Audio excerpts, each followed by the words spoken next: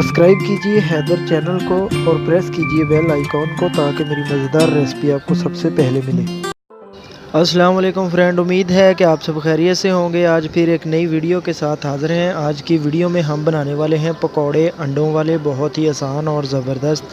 पहले तो हमने बारीक बारीक आलू काट लिए हैं। अब सूखा हुआ धनिया हमने ऐड कर दिया है आधा खाने का चम्मच, और 1 खाने का चम्मच हमने साबुत ज़ीरा मसल के ऐड कर लिया है। और अब जो है वो हमने बेसन ऐड कर लेना है 300 ग्राम।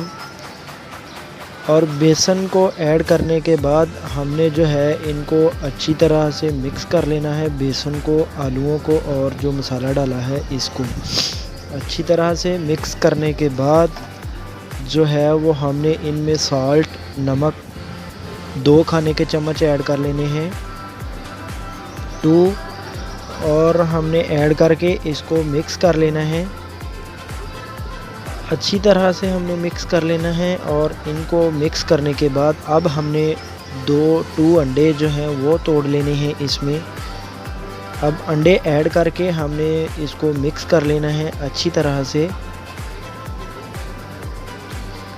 और अब हमने हरी मिर्च कटी हुई इसमें बारीक ऐड कर ली है, 4 से 5।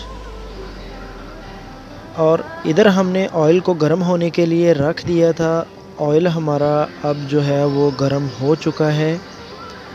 अब इसमें हमने इस तरह से करके जो है वो पकोड़े डाल लेने हैं। अगर ज़्यादा हैं तो थोड़े थोड़े करके डाल लें। इस तरह से इनको फ्राई कर लें और थोड़ी देर के बाद इनको हिलाते जलाते रहें।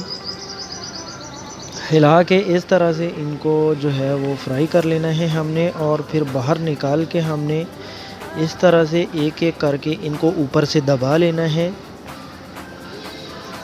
और दबा के हमने जितने भी हैं पकौड़े उनको दोबारा से हमने ऑयल में ऐड कर लेना है। ऑयल में ऐड करके हमने इनको 4 से 5 मिनट जो है वो फ्राई करना है। और ये लीजिए तो फ्रेंड, आज की हमारी बहुत ही आसान और ज़बरदस्त अंडों वाले पकौड़े बिल्कुल तैयार हैं। उम्मीद है कि वीडियो आपको पसंद आई होगी।